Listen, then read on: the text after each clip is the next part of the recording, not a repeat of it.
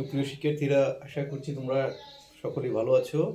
এই আজকে হচ্ছে তোমাদের আমি সপ্তম অধ্যায়, রাসায়নিক বিক্রিয়া অধ্যায়ের কিছু গুরুত্বপূর্ণ টপিকস নিয়ে আলোচনা করব। তোমাদের রাসায়নিক সপ্তম অধ্যায় থেকে যে ইম্পর্টেন্ট তোমাদের যে এসএসসি পরীক্ষার জন্য যে অংশগুলো, সেগুলো আমি তোমাদেরকে একটু আলোচনা করে দিব। এর মধ্যে আছে প্রথম হচ্ছে জারণ সংখ্যা নির্ণয়। জারণ সংখ্যা নির্ণয়, তারপরে বিক্রিয়ার হার, তারপর উভমুখী বিক্রিয়ার সাম্যাবস্থা বলতে কি বোঝায়, এবং লাসাতিলের নীতির আলোকে লাসাতিলের নীতিটা কি, এবং এই নীতি ব্যবহার করে আমরা কিভাবে উভমুখী বিক্রিয়ার ক্ষেত্রে সাম্যাবস্থায় তাপমাত্রা, চাপ এবং ঘনমাত্রার প্রভাব আমরা এগুলো একটু আলোচনা করে দিব। আশা করছি তোমরা আমার এই ক্লাসটি উপভোগ করবে। এখানের মধ্যে আরো কিছু জিনিস যেমন জারণ বিজারণ বিক্রিয়াটাও আমি একটু আলোচনা করে দিব জারণ সংখ্যা নির্ণয়ের ক্ষেত্রে। আশা করি তোমাদের ক্লাসটি খুব ভালো লাগবে।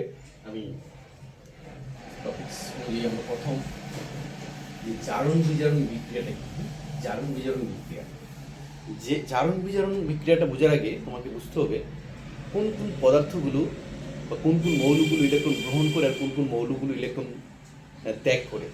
যেমন আমরা সকলেই জানি যে ধাতু পর্যায়সারণী গ্রুপ 1 এবং গ্রুপ 2, যে মৌলগুলো ধাতু তারা হচ্ছে ইলেকট্রন দান করে।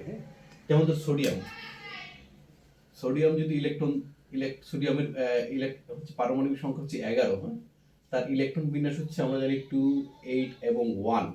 তার সর্বশেষ শক্তিস্তরে ইলেকট্রন সংখ্যা কতটি? একটি ইলেকট্রন আছে।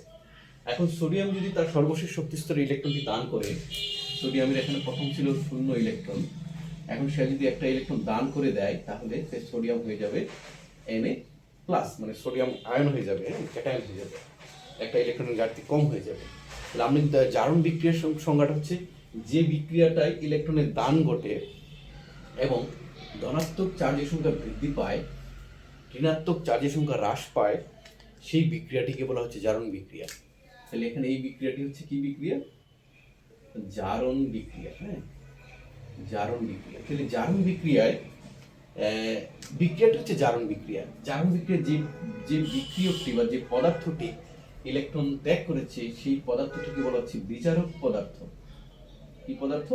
বিজারক পদার্থ। তার মানে বিজারকের সংজ্ঞা হচ্ছে জারণ বিজারণ বিক্রিয়া যে পদার্থটি ইলেকট্রন ত্যাগ করে সেটা হচ্ছে কি পদার্থ? বিজারক পদার্থ। তার মানে এখান থেকে তুমি যদি চিন্তা করো এটা হচ্ছে আয়রন 2+, আয়রন 2+।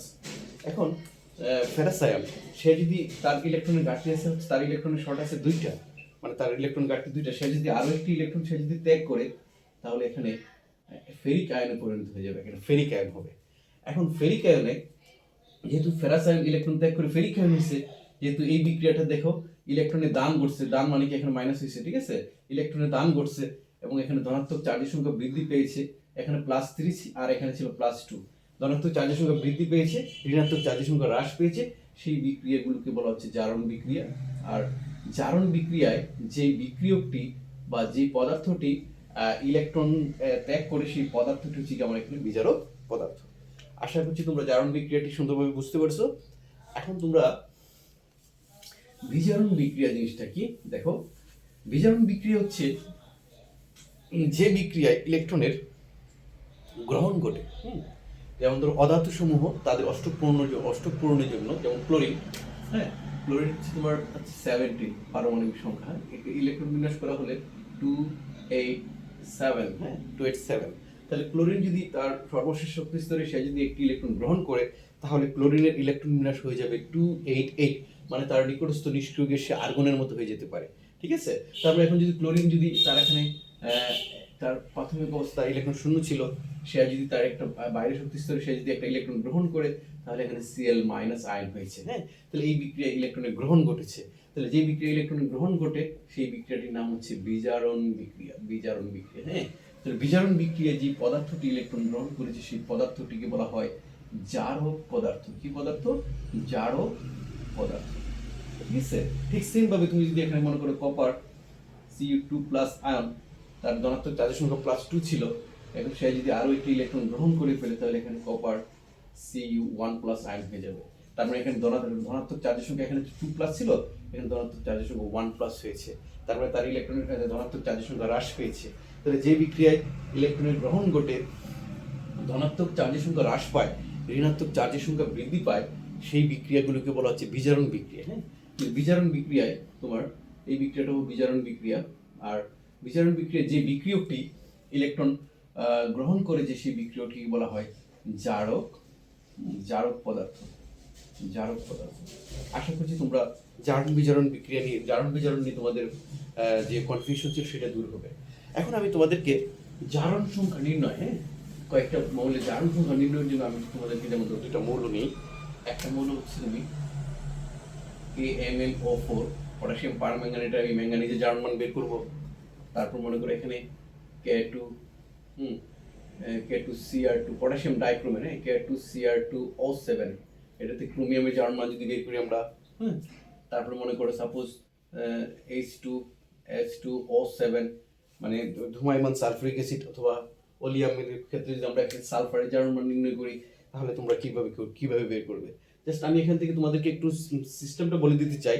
তোমাদেরকে এই সকল মৌলের জারণ মান, যদি ম্যাঙ্গানিজের জারণ মান তোমাকে বের করতে হয়, তাহলে তোমাকে এখান থেকে পটাশিয়ামের জারণ মান জানা থাকতে হবে, অক্সিজেনের জারণ মান জানা থাকতে হবে। তার মানে এখান থেকে তোমাকে যদি কিছু জিনিস আমি আলোচনা করি, যেমন ধরো একক মৌল, যেমন আয়রন, তারপরে মনে করো যে ক্লোরিন, হ্যাঁ, তারপরে অক্সিজেন, ক্লোরিন, হ্যাঁ, সে যদি অক্সিজেন, তারপরে ফ্লোরিন, হ্যাঁ, তারপর মনে করো হাইড্রোজেন, নাইট্রোজেন, এর যারা এককভাবে থাকে, হ্যাঁ, এককভাবে যদি থাকে, তারা যদি কোনো মৌল আকারে না থাকে, বা একই মৌল দ্বারা গঠিত অণুগুলা, হ্যাঁ, যেমন নাইট্রোজেন একটা অণু হিসেবে, হাইড্রোজেন একটা অণু হিসেবে, এই সকল মৌলগুলো যদি কোনো যৌগের সাথে না থাকে, তখন তাদের জারণ মান হয়ে যাবে তাদের জারণ মান 0 ধরতে হবে, ঠিক আছে।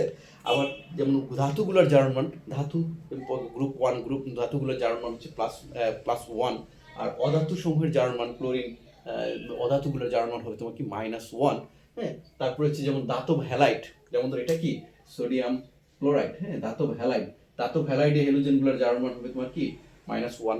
যেমন পটাশিয়াম সোডিয়াম ক্লোরাইড, এটা একটা দাতব হ্যালাইড, এইটাও একটা দাতব, হ্যাঁ, এটাও একটা দাতব হ্যালাইড, পটাশিয়াম ব্রোমাইড, এগুলোর ক্ষেত্রে হ্যালোজেনগুলোর জারণ মান হবে আমার -1।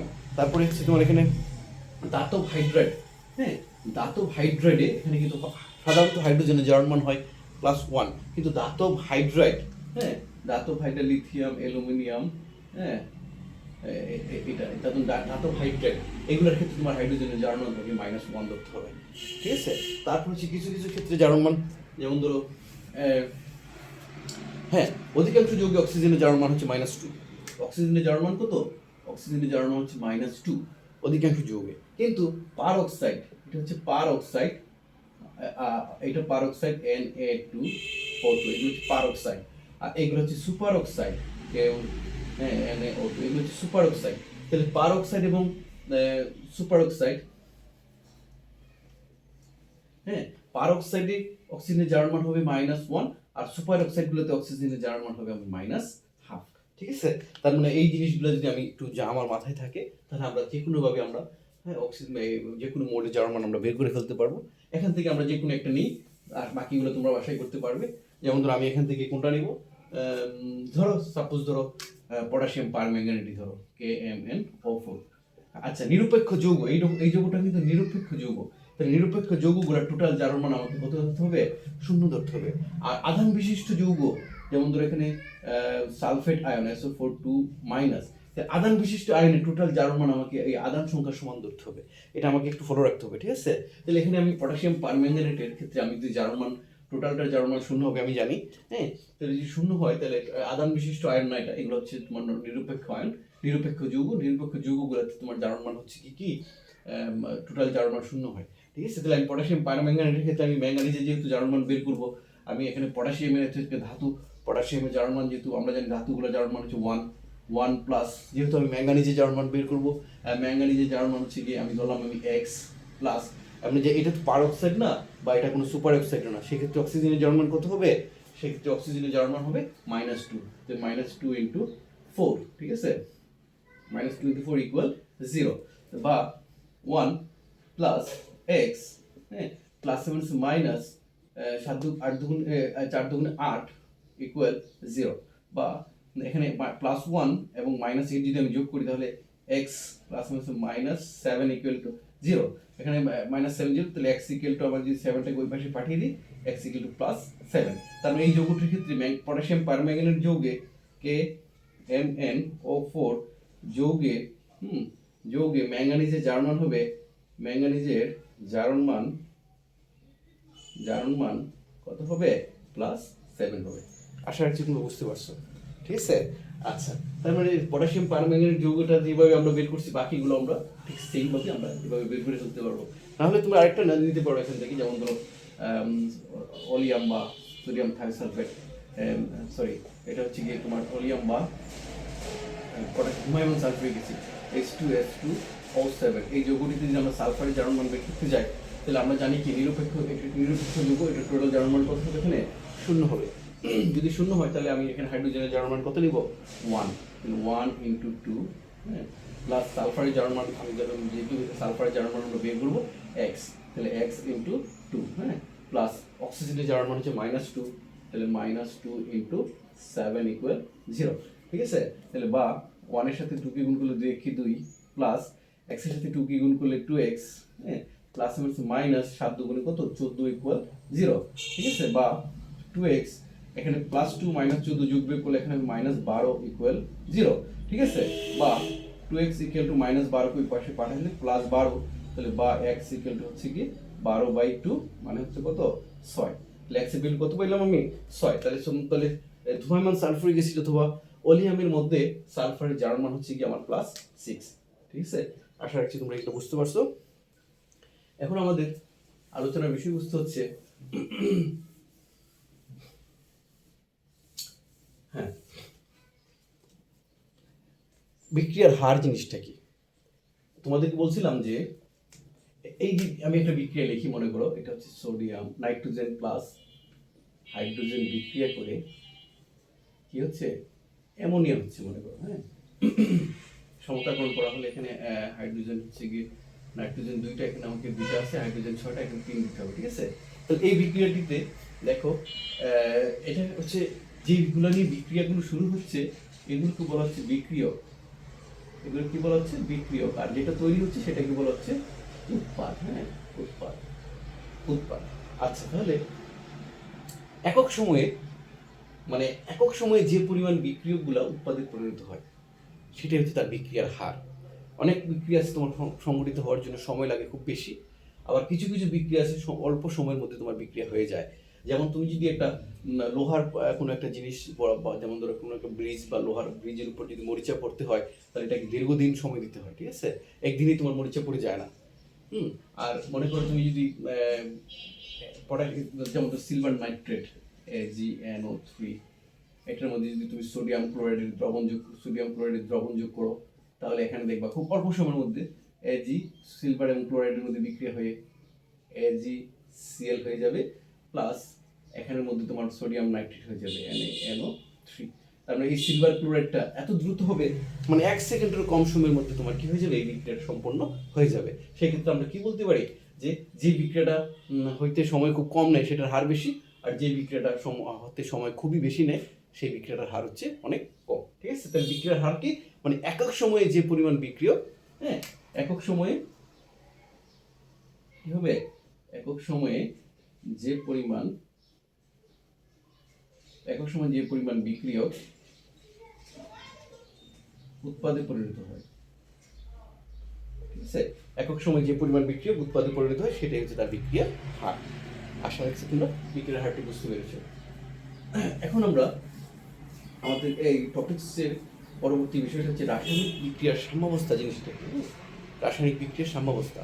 আচ্ছা, তাহলে আমরা জানি এই যে একটু আগে একটা বিক্রিয়া লিখলাম, এটা একটা বহুমুখী বিক্রিয়া, নাইট্রোজেন প্লাস এখানে হাইড্রোজেন বিক্রিয়া করে এখানে অ্যামোনিয়া উৎপন্ন হয়েছিল। হ্যাঁ, এই যে বিক্রিয়াটা দেখো এখানে এটা একটা বহুমুখী বিক্রিয়া। কেন? এটা যে একক সময়ে নাইট্রোজেন এবং হাইড্রোজেন বিক্রিয়া করে অ্যামোনিয়া তৈরি হচ্ছে, আবার একই সাথে এই অ্যামোনিয়াটা ভেঙে নাইট্রোজেন এবং হাইড্রোজেন, হ্যাঁ, তৈরি হচ্ছে। তাহলে যে বিক্রিয়ায় তাহলে কি বিক্রিয়কগুলো উৎপাদে পরিণত হয়, আবার উৎপাদগুলো বিক্রিয়কে পরিণত হয়, এই বিক্রিয়াটাকে বলা হচ্ছে তোমার উভমুখী বিক্রিয়া। তাহলে উভমুখী বিক্রিয়া তাহলে কয়টা অংশ? দুটি অংশ। একটা হচ্ছে যেমন ধরো নাইট্রোজেন প্লাস এখানে হাইড্রোজেন বিক্রিয়া করে অ্যামোনিয়া তৈরি হচ্ছে। এই অংশটি হচ্ছে কি আমার সম্মুখমুখী অংশ। আর অ্যামোনিয়া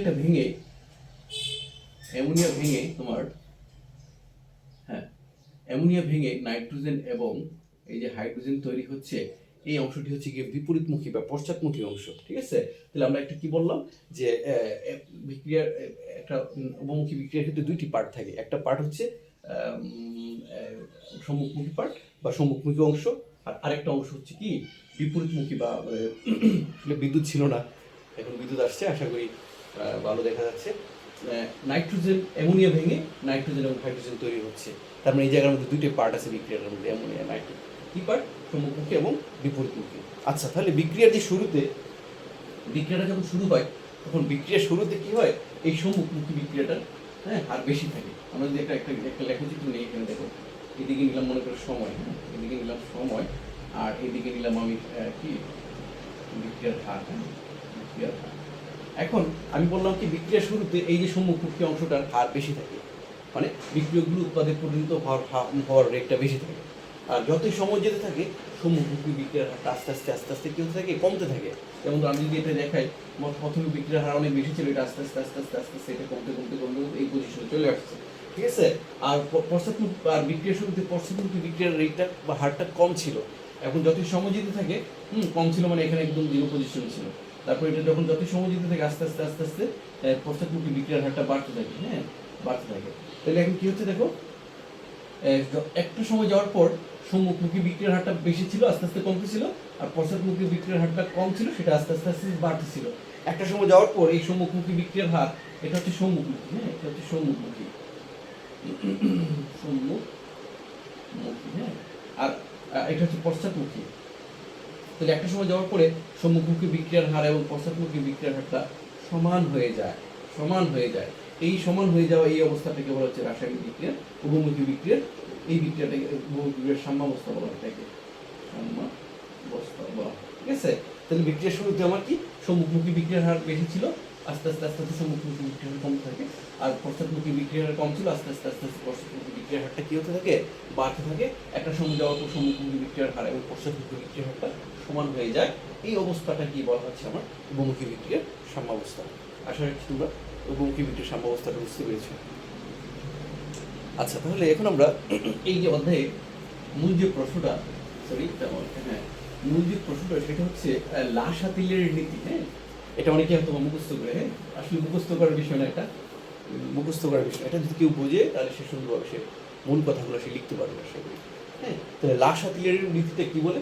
লাসাতিলের প্রিন্সিপাল বলে যে কোনো একটা রাসায়নিক বিক্রিয়া যদি সাম্যাবস্থায় থাকাকালীন, এই যে সাম্যাবস্থাতে একটু বুঝালাম এই অবস্থাটা, যে সোজা অবস্থাটা, সাম্যাবস্থা থাকাকালীন যদি তুমি কোনো একটা বিক্রিয়ার যেমন তাপমাত্রা, চাপ বা ঘনমাত্রা, এগুলো যদি তুমি পরিবর্তন করো, তাপ, চাপ বা ঘনমাত্রা, মানে এগুলো যদি তুমি পরিবর্তন করো, তাহলে এই সাম্যের অবস্থানটা এমনভাবে পরিবর্তন হবে যেন এই তাপ, চাপ বা ঘনমাত্রা ইত্যাদি পরিবর্তনের ফলাফলটা কি হয়, প্রশমিত হয়। এটা হচ্ছে আমার কি লাসাতিলের প্রিন্সিপাল।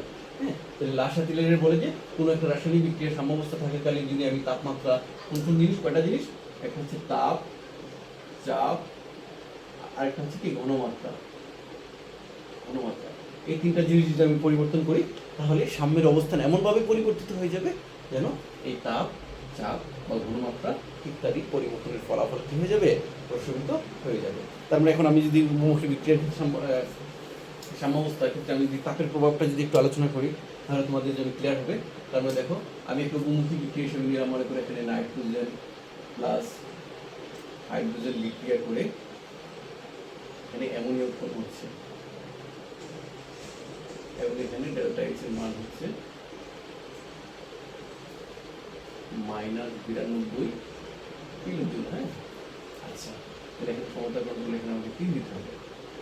এই যে বিক্রিয়াটা আমি এখানে লিখলাম, এই বিক্রিয়াটা হচ্ছে একটা উভমুখী বিক্রিয়া, এবং দেখো সম্মুখমুখী অংশ আছে, পশ্চাৎমুখী অংশ আছে। একটু আগে বললাম যে নাইট্রোজেন হাইড্রোজেন বিক্রিয়া করে অ্যামোনিয়া তৈরি হচ্ছে, আবার অ্যামোনিয়াটা বিপরীতভাবে ভেঙে নাইট্রোজেন এবং হাইড্রোজেন উৎপন্ন করছে। তার মানে এটা বিপরীতমুখীটা হচ্ছে পশ্চাৎমুখী, আর সামনের দিকে যেটা যাচ্ছে বা নাইট্রোজেন হাইড্রোজেন মানে বিক্রিয়াগুলো উৎপাদ পরিণত হচ্ছে, সেটা হচ্ছে সম্মুখমুখী। আর উৎপাদটা ভেঙে বিক্রিয়াকে পরিণত হচ্ছে এইগুলোকে বলা হচ্ছে তোমার পশ্চাৎ বিক্রিয়া, ঠিক আছে? তাহলে এবং এই বিক্রিয়াটা একটা তাপ উৎপাদী বিক্রিয়া। কিভাবে বুঝলাম? কারণ যে বিক্রিয়া ডেল্টা এইচ এর মানটা ডেল্টা এইচ মানে মান যদি ধনাত্মক হয় মানে পজিটিভ হয়, সরি ডেল্টা এইচ মান যদি নেগেটিভ হয়, তাহলে সেই বিক্রিয়াটা হচ্ছে কি আমার হচ্ছে তাপ উৎপাদী বিক্রিয়া। তার মানে এই যে বিক্রিয়াটা তাপ উৎপাদী বিক্রিয়া, তাপ উৎপাদী বিক্রিয়ার ক্ষেত্রে তো অংশ কয়টা অংশ? দুটি অংশ, একটা হচ্ছে সম্মুখমুখী অংশ আর একটা হচ্ছে কি পশ্চাৎমুখী অংশ। সম্মুখমুখী অংশটা হচ্ছে নাইট্রোজেন প্লাস এই যে তোমার হাইড্রোজেন, এরা বিক্রিয়া করে এখানে অ্যামোনিয়া তৈরি হচ্ছে, এটা হচ্ছে সম্মুখমুখী অংশ। এবং এই যে অ্যামোনিয়াটা ভেঙে এখানে নাইট্রোজেন এবং এই হাইড্রোজেন তৈরি হচ্ছে, এটা হচ্ছে বিপরীতমুখী অংশ বা পশ্চাৎমুখী অংশ। তাহলে একটা সময় কি আমি বলবো, তাহলে এখন যদি আমি এই বিক্রিয়াটা যদি আমি তাপের প্রভাব আলোচনা করি, তাহলে আমি যদি এখানে তাপমাত্রা বৃদ্ধি করি, তাপের প্রভাব, হ্যাঁ তাপের প্রভাব, তাহলে এখন দেখো তাপের প্রভাব আমি যদি এই বিক্রিয়াটিতে, যেহেতু বিক্রিয়াটি আমি বলে রাখছি আগে, এটা একটা তাপ উৎপাদী বিক্রিয়া। তাপ উৎপাদী বিক্রিয়া কি হয়? যে বিক্রিয়া তাপের উৎপন্ন হয়, মানে তাপ বৃদ্ধি পায়, মানে তাপ এমনি উৎপন্ন হচ্ছে বিক্রিয়াগুলো উৎপাদ তৈরি করার সময়, হ্যাঁ এই তাপ উৎপাদী বিক্রিয়া। তাহলে আমি যদি তাপের প্রভাবের ক্ষেত্রে যদি আমি তাপমাত্রা বৃদ্ধি করি, তাপ বৃদ্ধি করলে বা তাপ প্রয়োগ করলে বিক্রিয়াটিতে, হ্যাঁ তাহলে তাপ প্রয়োগ করলে তুমি দেখো এখানে সম্মুখমুখী অংশটা এমনিতেই আমি বলছি কি তাপ উৎপাদী অংশ, মানে তাপ উৎপন্ন হচ্ছে। এখন যদি তুমি এই ক্ষেত্রে যদি তুমি তাপমাত্রা বৃদ্ধি করো, তাহলে এই তাপটা কিন্তু তার কাজে লাগবে না, মানে তার তাপ অলরেডি উৎপন্ন হচ্ছে। তুমি যদি তাপমাত্রা বৃদ্ধি করো, তাহলে তাপ বৃদ্ধিজনিত ফলাফল প্রশমিত হবে না, মানে তাপ আরো বেড়ে যাবে। তার মানে তার তেলা মাথায়, আমরা যেটা বলি তেলা মাথায় তেল দেওয়া, হ্যাঁ মানে তার অলরেডি তাপ বৃদ্ধি পাচ্ছে, আমি যদি তার অলরেডি তাপ উৎপন্ন হচ্ছে, আমি যদি এই তাপটা আবার বৃদ্ধি করি, তাহলে তার তাপ আরো বেড়ে যাবে। তার মানে এক্ষেত্রে তোমার কি সাম্যাবস্থায় এখানে বিক্রিয়া বৃদ্ধিজনিত ফলাফল প্রশমিত হবে না। এখন তোমার বিপরীতমুখী অংশটা আমি জানি হচ্ছে তাপহারী অংশ, অ্যামোনিয়াটা ভেঙে মানে উৎপাদ ভেঙে বিক্রিয়াকে পরিণত হওয়া, এই অংশটা হচ্ছে একটা কি অংশ? তাপহারী অংশ। তাহলে তাপহারী অংশতে হচ্ছে তাপের শোষণ ঘটে বা তাপ হ্রাস পায়। এখন যদি আমি এক্ষেত্রে যদি তাপমাত্রাটা বৃদ্ধি করি, তাহলে এই তাপটা তার কাজে লাগবে, মানে এই তাপ তার হ্রাস পাচ্ছে, এখন এই তাপটা পেয়ে তার তাপ হ্রাসজনিত ফলাফলটাকে সে প্রশমিত করবে। তার মানে তার তাপটা কি হবে? এখানে সাম্যটা তখন ডান দিক থেকে কোন দিকে চলে যাবে? ডান দিক থেকে সাম্যটা বাম দিকে চলে আসবে, মানে এই তাপটা তার কাজে লাগাতে পারবে, ঠিক আছে? এখন যদি আমি তাপমাত্রা হ্রাস করি, তাহলে কি হয়? তাপ হ্রাস করলে এখন দেখো তুমি তাপ হ্রাস করলে কি হচ্ছে এখানে? তোমার এই যে সম্মুখমুখী অংশটা তো আমি জানি যে তাপ উৎপাদী অংশ, তার তাপ বৃদ্ধি পাচ্ছে। এখন যদি আমি তাপমাত্রাটা যদি আমি হ্রাস করে দিই, তার মানে তার তাপ যদি হ্রাস পায়, তাহলে এই তাপ বৃদ্ধিজনিত ফলাফলটা তার প্রশমিত হবে, মানে তার প্রশমিত হওয়া মানে কি একটু কমে যাবে। তার মানে কি আমার এই তাপটা তার কাজে লাগবে। তার মানে এই ক্ষেত্রে তাপ হ্রাস করা হলে সাম্যটা মানে বিক্রিয়কগুলো উৎপাদে পরিণত হবে, মানে নাইট্রোজেন এবং হাইড্রোজেন বিক্রিয়া করে অ্যামোনিয়া তৈরি করবে। অর্থাৎ এই ক্ষেত্রে সাম্য আমার বাম দিক থেকে কোন দিকে চলে যাবে? আমার ডান দিকে সরে যাবে, ঠিক আছে? আবার তাপ হ্রাস করা হলে তাহলে বিপরীতমুখী অংশটা যেহেতু তাপহারী অংশ, মানে অ্যামোনিয়াটা ভেঙে নাইট্রোজেন হাইড্রোজেন তৈরি হচ্ছে, সেক্ষেত্রে তো আমার এখানে যেহেতু অলরেডি তার তাপ হ্রাস পাচ্ছে, তার মানে এখানে আরো যদি তাপ হ্রাস করি, তাহলে তার তাপ হ্রাসজনিত ফলাফল তো প্রশমিত হবেই না, তাপ আরো বেশি হ্রাস পেয়ে যাবে। তাহলে এই ক্ষেত্রে আমার কি হয়? এই সাম্যাবস্থা আমার এই তাপের প্রভাবটা এই তাপের প্রভাব নেই। আশা করি তোমরা এই দুটো জিনিস বুঝতে পারছো। তাপ বৃদ্ধি করলে কি হয়, তাপ হ্রাস করলে কি হয়। এখন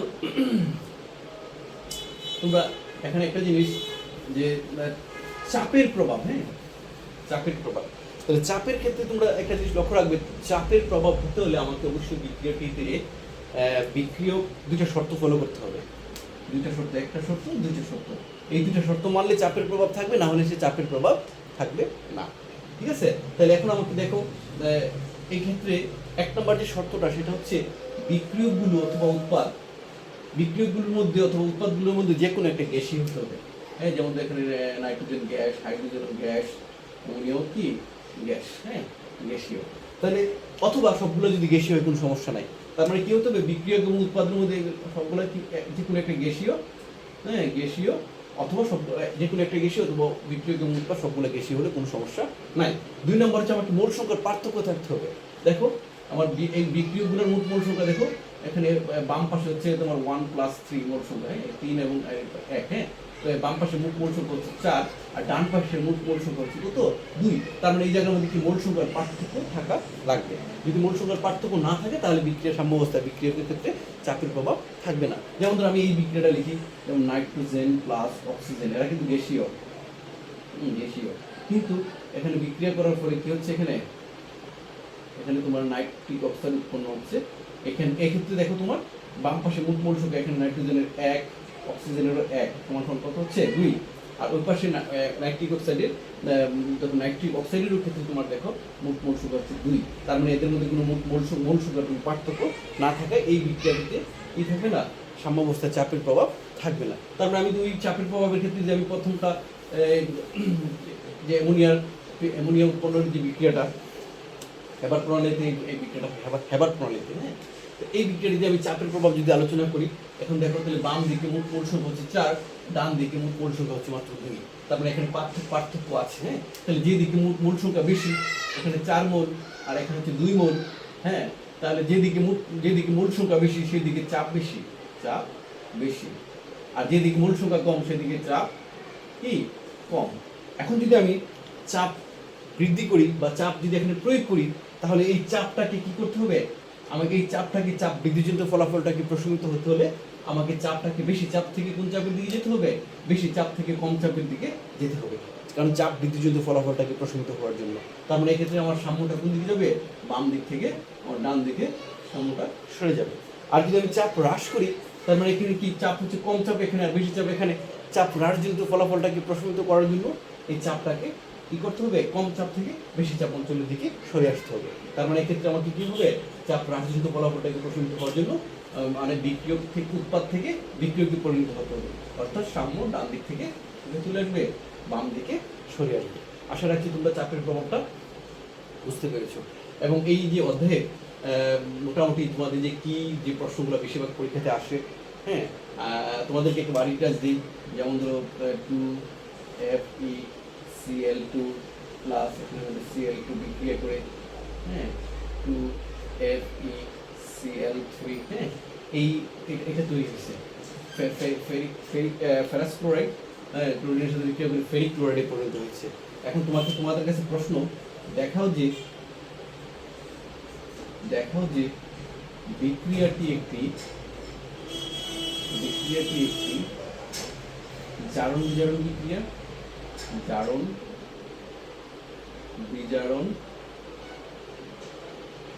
বিক্রিয়া, অথবা তুমি এখান থেকে দেখাও যে এই বিক্রিয়াটিতে জারণ বিজারণ যুগপৎ ঘটে,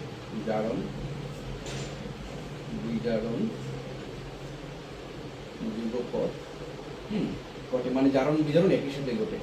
এই দুইটা হচ্ছে তোমাদেরকে আমি বাড়ির কাছে হোমওয়ার্ক হিসেবে দিলাম। আশা করি তোমরা এটা বাসায় সলভ করবে। কিন্তু তোমাদের যদি এটা যদি বুঝতে সমস্যা হয় বা না পারো, বা তোমাদের যদি সমস্যা হয় এই জিনিসটা আমাদেরকে বুঝিয়ে দেবে, তাহলে আমার সাথে যোগাযোগ করবো। অবশ্যই আমি তোমাদেরকে, হ্যাঁ, ট্রাই করবো এই জিনিসটা তোমাদেরকে বুঝিয়ে দেওয়ার জন্য। আমার সাথে যোগাযোগের ঠিকানা তোমাদেরকে বলে দিই, আমার ইমেল আছে, তোমাদেরকে মেইল করতে পারো, হ্যাঁ, anwar133@gmail.com, অথবা আমার সাথে হোয়াটসঅ্যাপ নাম্বার যোগাযোগ করতে পারো 017833002711, এটা হচ্ছে আমার হোয়াটসঅ্যাপ নাম্বার। হ্যাঁ, আশা রাখছি তোমরা ক্লাসটি ভালো করে বুঝতে পারছো। তোমাদের জিজ্ঞাসা দিলে অবশ্যই যোগাযোগ করবো অবশ্যই, আর আমার ক্লাসটি করে দিবে। যদি ভালো লেগে থাকে তাহলে আর নতুন ক্লাস তোমাদের সামনে উপস্থাপন করবো ইনশাল্লাহ। সেই হিসেবে তোমরা ভালো থেকো, আর তোমরা প্রিপারেশন দিতে থাকো। যে পরীক্ষা এসএসসি পরীক্ষার বেশি দিন নাই, হ্যাঁ, এপ্রিল 21 তারিখ থেকে। সো তোমরা প্রিপারেশন দিতে থাকো। এবং রসায়ন পদার্থবিজ্ঞান এগুলো আসলে মুখস্থ করার কোনো বিষয় না, হ্যাঁ। নেক্সট টাইম তোমাদেরকে পদার্থবিজ্ঞানের কাজ ক্ষমতা শক্তি অধ্যায়টা আমি একটু আলোচনা করবো, ঠিক আছে। কাজ ক্ষমতা শক্তি অধ্যায় থেকে তোমাদেরকে কিছু গুরুত্বপূর্ণ অংশ আলোচনা করবে। আশা করছি তোমাদের মানে টপিক্স ওয়াইজ, মানে যেগুলো তোমাদের জন্য ইম্পর্টেন্ট বা নাম্বার তোলা যায় সেই জিনিসগুলো আমি তোমাদেরকে আলোচনা করবো। সেক্ষেত্রে তোমরা ভালো থাকো, সুস্থ থাকো। আল্লাহ হাফেজ।